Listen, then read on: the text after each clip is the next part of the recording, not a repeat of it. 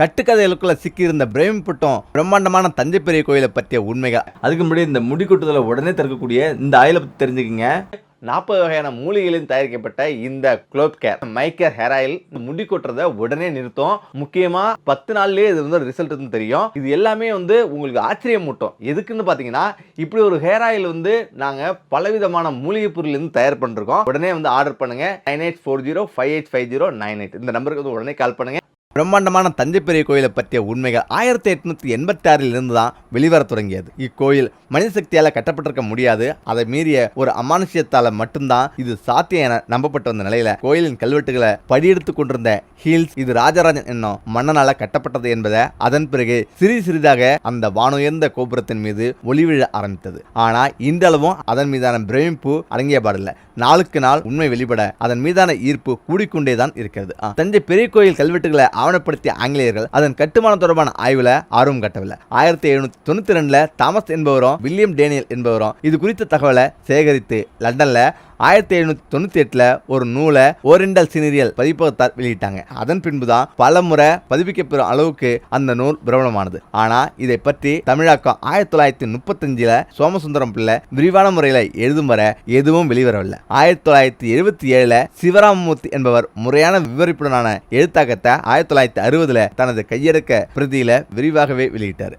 இவையாவும் தஞ்சை பெரிய கோயிலின் கலையை வியந்தோம், பிற விவரங்களை இணைத்தோம் வந்ததை ஒழிய தொழில்நுட்பங்களை ஆராயவில்லை. 1969 ஓல்வாகன் என்பவரால கட்டுமான வரைபடம் உட்பட பல செய்திகள் உள்ளடங்கிய ஆய்வறிக்கை வெளியிடப்பட்டது. இந்த தொல்லியல் துறையின் விரிவான ஆய்வுல அளவுகள் மற்றும் வரைபடங்கள் தயாரிக்கப்பட்டிருந்தாலும் அவை வெளியிடப்படவில்லை. முயற்சிகள் தொடர்ச்சியாக நடைபெற்றுக் கொண்டேதான் இருந்தன. பலர் இதன் நுட்பத்தையும் அளவுகளையும் அறுதியிட முயன்று முன்பு வெளிவந்ததையே மறுபடியும் வெளியிட்டனர். 1985 1992 வரை விரிவான முறையில கலை ஆய்வு மேற்கொண்டு துல்லியமான அளவுகளையும் ஆய்வுமுறையையும் டெல்லி இந்திரா காந்தி தேசிய கலை அறிவியல் மையத்தை சேர்ந்த டாக்டர் கபிலன் தலைமையில புதுவை பிரெஞ்சு கலாச்சார மையத்துடன் இணைந்து இது செய்தது. பெரும் முயற்சியை பிரெஞ்சு ஆர்கிடெக்ட் பிச்சர்ஸ் என்பவர் நிறைவேற்றினார். இந்த நூல்ல தஞ்சை பெரிய கோயிலின் அளவுகள் விரிவாக ஆராயப்பட்டு தெளிவான தொழில்நுட்ப வரைபடங்கள் உருவாக்கி வெளியிடப்பட்டது. எவ்வளவு வெளியீடுகள் வந்தாலும் ஏதோ ஒன்று இன்னும் புதிதாக வெளிப்பட்டு கொண்டேதான் இருக்கிறது. தஞ்சை பெரிய கோயில் தலையாட்டி பொம்மை நுட்ப அடிப்படையில் கட்டப்பட்டிருக்கிறது என்பது போன்ற புனைவுகளோடு நிழல் விழாது என்னும் கதைகளும் அவற்றில் அடங்கும். மூலவன் ராசராசனோ குஞ்சரமல்ல பெருந்தச்சனோ நினைத்து பார்க்காத கற்பனை கதைகள் இந்த படைப்பை சுற்றிலும் இன்றளவும் படுகிறது. தமிழக கோயில் கட்டுமான கலையின் புலிப்பாய்ச்சல் இந்த கட்டுமானம் மரபொழி நின்று அதுவரை நிகழ்ந்திராத ஒன்றை தெளிவான நோக்கம் திட்டம் செயல்வரமுறை கொண்டு நிகழ்த்தி காட்டப்பட்ட அற்புதம் இது. திட அறிவுடன் சவால்களை எதிர்கொண்டு சாதிக்கப்பட்ட தமிழ் மண்ணின் அடையாளமான இந்த பெரிய கோயில் இன்று உலக மரபு சின்னம். ஒரு மடங்கு அகலத்தை 2 மடங்கு நீளமாக்கி ஒரு செவ்வகத்தை உருவாக்கி அதனுள் 2 சதுரங்களை உள்ளடக்கியதுல அதன் முதல் வெற்றி தொடர்கிறது. இப்படின்னு சொல்லலாம். 2 சதுரங்களை இணைத்து ஒரு செவ்வகம் உருவானதில் தான் இதன் அடிப்படை உள்ளது. அதே போல தஞ்சை பெரிய கோயிலின் ஆச்சரியமூட்டும் விஷயங்கள் இதுதான். தஞ்சை பெரிய கோயில் கட்டுமான அமைப்பானது இலகு பிணைப்பு என்ற முறையில் உருவாக்கப்பட்டதாக. அதாவது இந்த கோயிலின் கட்டுமானத்தின் போது ஒவ்வொரு கல்லையும் பிணைக்கும் போது ஒரு நூல் அளவு இடைவெளி விட்டு விட்டு பிணைத்துள்ளனர். அதாவது இன்றைக்கும் கிராமப்புறங்களில் உள்ள வீடுகளில் பெரியவர்கள் கயிற்றுக்கட்டில பயன்படுத்துவதை அனைவரும் அறிவார்கள். அந்த கயிற்றுக்கட்டில் முறையில் தான் பெரிய கோயில் கட்டுமானத்துக்கும் பயன்படுத்தியுள்ளார்கள் என்பது ஆச்சரியம். பெரிய கோயில் என்று தஞ்சை தரணி மக்களாலும் இந்துக்களாலும் பெருமிதத்துடன் அழைக்கப்படும் பிரதீஸ்வரர் கோயில் 1000 ஆண்டுகளை கடந்து வெற்றிகரமாக இருக்கிறது. 1006ஆம் ஆண்டுல மாமன்னன் ராஜராஜ சோழனின் ஆட்சியில கட்டப்பட்டு இன்றைக்கும் தமிழின் கலை அறிவியல் மற்றும் கட்டிடக்கலைக்கு சான்றாக உள்ளதோடு யுனெஸ்கோவின் பாரம்பரிய கலை மற்றும் பண்பாட்டு சின்னமாகவும் அரிய பொக்கிஷமாகவும் போற்றி பாதுகாக்கப்பட்டு வருது. எப்படிதான் கட்டியிருப்பார்களோ பெரிய கோவில் ஆராய்ச்சியும் வெளிநாட்டு ஆராய்ச்சியாளர்கள் இன்றைய அதிநவீன உத்திகளையும் விஞ்ஞானத்தின் துணையோடும் என்னதான் தலைகீழ நின்று அக்குவேர் ஆணிவராக ஆராய்ச்சி செய்து பார்த்தாலும் அதன் கட்டுமான ரகசியம் இன்னும் பிடிபடாமல் தலையை பீத்து கொண்டுதான் உள்ளன. இருந்தாலும் அவர்களாவே ஒரு அனுமானத்துக்கு வந்து இப்படி கட்டியிருப்பார்கள் அப்படி கட்டியிருப்பார்கள் என்று தீர்மானத்துக்கு வந்துவிட்டார்கள். 1000 ஆண்டுகளுக்கு முன்பு கிரானைட் கற்கள் கரிகால சோழனால கட்டப்பட்ட கல்லணை பற்றி முழுமையான ரகசியம் எப்படி பிடிபடவில்லையோ அதே போலதான் பெரிய கோயிலின் கட்டுமான ரகசியமும் இன்னமும் யாருக்கும் விளங்கவில்லை என்பதுதான் உண்மை காரணம். இந்த கோவில் கட்டப்பட்ட விதமும் அதற்கு பயன்படுத்தப்பட்ட கிரானைட் கற்கள் என்பது 20ஆம் நூற்றாண்டுல தான் அறிமுகப்படுத்தப்பட்டது என்று அனைவரும் நினைத்துக் கொண்டிருக்கையில சுமார் 1000 ஆண்டுகளுக்கு முன்பே கிரானைட் கற்கள் கொண்டு இக்கோவில் பயன்படுத்தப்பட்டுள்ளது ஆச்சரியம்தான்.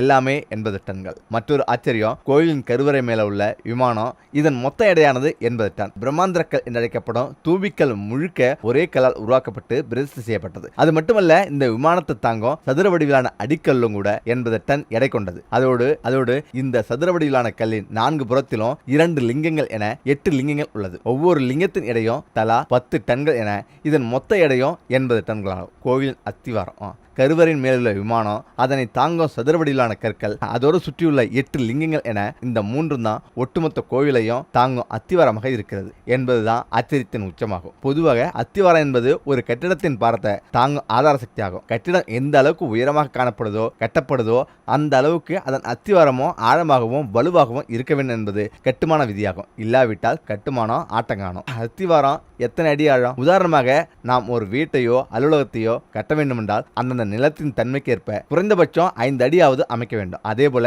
216 அடி உயரத்துடன் முழுக்க அதிக எடை கொண்ட கிராண்ட் கற்களை கொண்டு கட்டப்பட்ட பெரிய கோயிலுக்கு எந்த அளவுக்கு அத்திவாரம் அமைத்திருக்க வேண்டும் என கற்பனை செய்து பாருங்கள். இன்றைய கட்டுமான வல்லுநர்களை கேட்டா உடனடியாக கையில் மொபைல் போனை வைத்து தோராயமாக 50 அடி ஆழத்திலும் 50 அடி அகலத்திலும் போட்டா போதும் என்று சொல்வார்கள். ஆனா அத்திவாரம் 5 அடி தான். அப்படி 50 அடி ஆழத்துக்கு குழி தோண்டினா தண்ணி தான் வரும், இல்லாவிட்டால் புழுதி மண்டலமாக இருக்கும். ஆனா இவ்வளவு பெரிய பிரம்மாண்டமான பெரிய கோயிலுக்கு தோண்டப்பட்ட அத்திவாரம் வெறும் 5 அடி ஆழம்தான். அது எப்படி நாங்கள் நம்ப மாட்டோம் என்று சொன்னாலும் அதுதான் அறிவியல் உண்மையாகும். அங்குதான் நம் தமிழனின் அறிவியல் திறமை வெளிப்பட்டிருக்கிறது.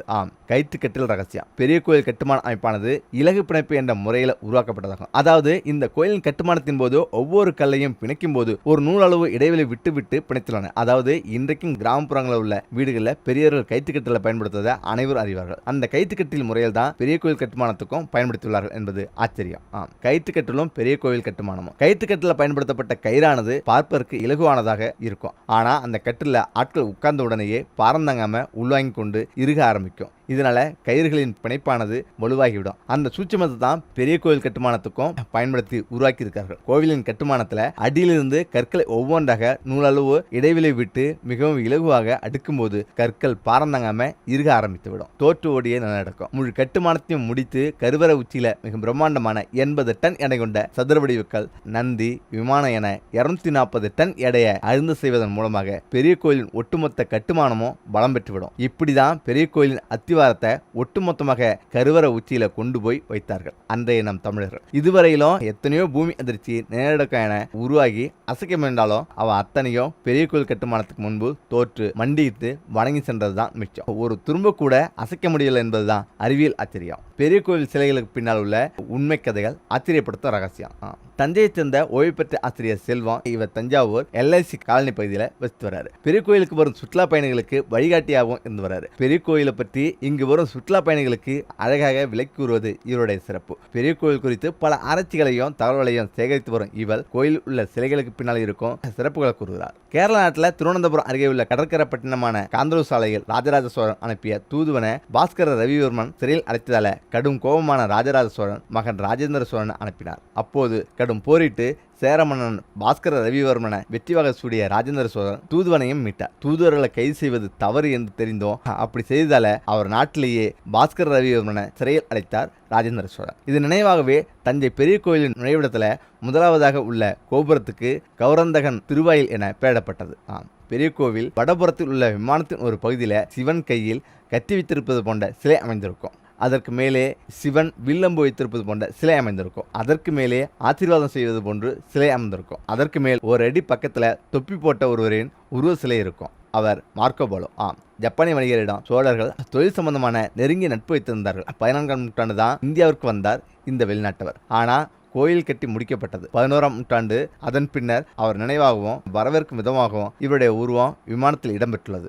கோயில் பின்புறம் கிழக்கு பகுதியில் உள்ள மராட்டிய மன்னர்கள் கட்டிய ஒரு மண்டபம் அமைந்துள்ளது. இது பிரார்த்தனை கூடமாக செயல்பட்டுள்ளது. இந்த மண்டபத்தின் முன்புறத்துல இசை நாட்டிய கலைஞர்கள் நடனமாடுவது போல கருசிலைகள் செதுக்கப்பட்டிருக்கும். இது பார்ப்பதற்கு மிகவும் அழகாகவும் இசைக்கேற்ப நடனமாடும் அழகையும் இசையின் அழகையும் எடுத்துரைப்பது போல அமைந்திருக்கும். இதே மண்டபத்துல சிதம்பரத்துல நடராஜர் நடனமாடிய காட்சியை அப்படியே காட்சிப்படுத்தும் விதமா இந்த மண்டபத்தில் மண்டபத்துல நுழைவாயில் சிலை உள்ளது. கிழக்கு பகுதியில கோயிலின் பக்கவாட்டுல சிவன் நடுவிலும் இடது வலது புறத்துல ஒரு ஆணும் பெண்ணும் இருப்பது போன்ற சிலை வடிவமைக்கப்பட்டிருப்பதும், அதுல ஆண் சிலை கம்பீரமாகவும் பெண் சிலை நளின பாணியில அழகாக காட்சியளிக்கும் அர்த்தநாதீஸ்வரர் என்று பெயர். இந்த தத்துவத்தை சீனர்கள் இனியன் என்று கூறுவார்கள். அதே போல சிவன் ஒரு கையில கங்கை வைத்திருப்பார். இதற்கு கங்காதர் என்று பெயர். ஆடை அணிகலன்கள் அணிந்து இன்முகத்துடன் அழகாக இந்த சிலை அமைக்கப்பட்டிருக்கும். இச்சிலையானது சிவனின் அழகிய தோற்றத்தை வெளிப்படுத்தும் விதமாக அமைந்துள்ளது. மேலும் சிவன் பார்வதி சிலைகள் கேரளாந்தகன் கோபுரத்தின் முன்பக்கம் ஒரு அற்புதமான சிலை இருக்கும். அதுல வலதுபுறத்துல சிவன் ஒற்றை கால மேலே தூக்கி வைத்துள்ளது போன்ற ஒரு சிலையும், இடதுபுறத்துல பார்வதி சிவனும் ஒன்றாக அமைந்த காட்சியும் இருக்கும். அதன் அருகிலேயே பார்வதி இன்முகத்துடன் நடனமாடுவது போன்ற சிலையும் இருக்கும். முக்கியமாக ஒரு முறை கைலாயத்துல சிவன் பார்வதிக்கு நடன போட்டி நடக்கும்போது சிவனின் காதில் போட்டுல குண்டலம் கீழே விழுந்துவிடும். அப்போது நடனமாடிக்கொண்டே ஒற்றை காலினால குண்டலத்தை எடுத்து